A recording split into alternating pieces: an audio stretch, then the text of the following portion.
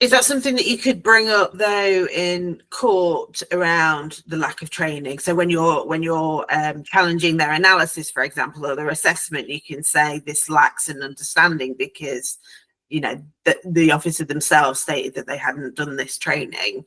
Right. Because it would undermine, wouldn't it, if you weren't trained in something and yet you were writing a report based on that? It would, in my eyes, that would undermine its credibility to a certain extent. Yeah. Well, I certainly would. It's so important because it impacts on how much you see of your child or whether the child lives with you. These are big issues that impact on the family for years and years and years. So I would not miss an opportunity to ask about their credentials and their training. The Cafcass officers used to write it at the beginning of the reports. They don't anymore. They just assume that they're trained. But in recent years, Cafcass officers are less experienced than they used to. When I joined Cafcass, I had 15 years of child protection court work. Often the guardians were managers, higher managers that wanted to work with children again. Now they may have a year or two in maybe 3 in the local authority. Maybe they haven't even done court reports. Maybe they've worked in other teams, fostering teams, etc.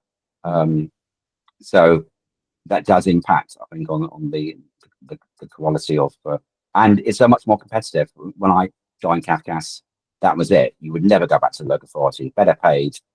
It's the pinnacle of your career. Now you see people come and they leave and go back to local authority. Never used to happen, but in recent years that is happening more and more. What if the other parent pretends to engage with the parenting plan or mediation, but actually uses it to stoke conflict or not agree to anything through solicitors?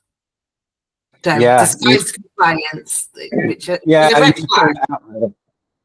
Because I've had cases where I've done a parenting plan and I want you to follow it. I think, well, no, a parenting plan is something that you discuss and agree together. Courts cannot micromanage families. That's what they clearly said when the CAP was developed. They can make broad orders about who the child spends time with and lives with. So parenting plans really think about trying to future-proof things like, where's the child going on holiday? What's going to happen at Christmas? What's going to happen on birthdays?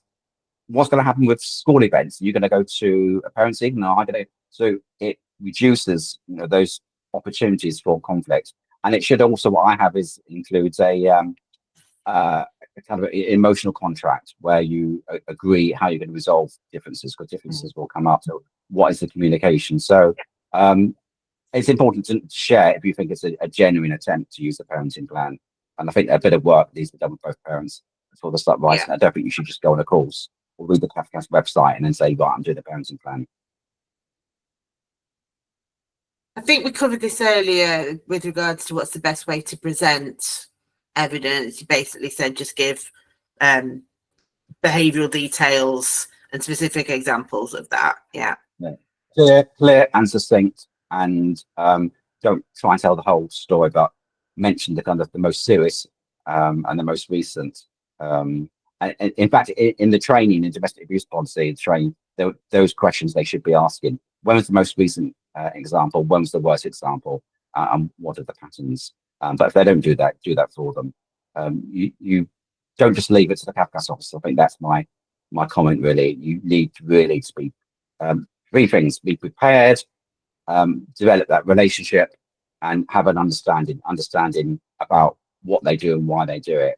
And that gives you kind of sort of knowledge, really, having that understanding. So be really prepared, have those questions, make sure that you feed them the information that you want to see in that report, make sure that they really hear your story. You're not being manipulative, you're just making sure that you get your story across. But it is so important what they say in their Section 7 report.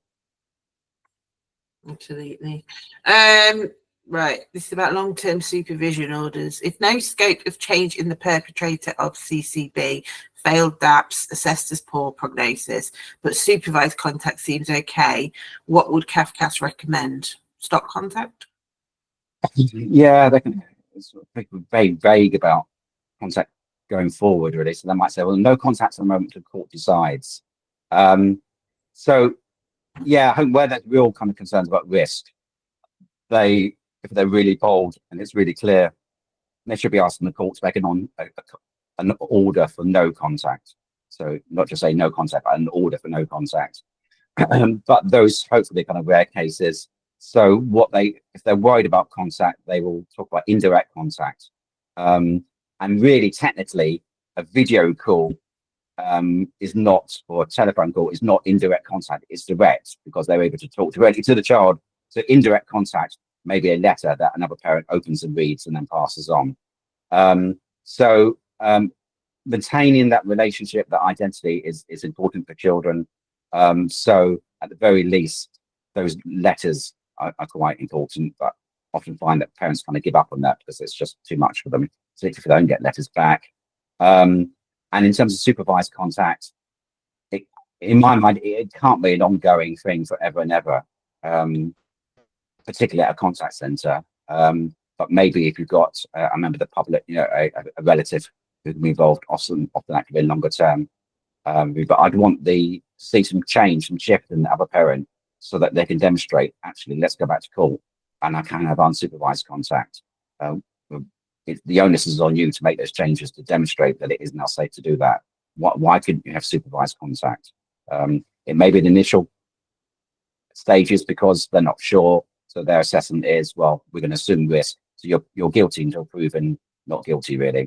But once you've done the assessment, supervised contact should only be for those situations where you really feel that it's going to be unsafe for the child to spend time with the other parent when no one's looking, particularly when it's overnight stay in contact in the home.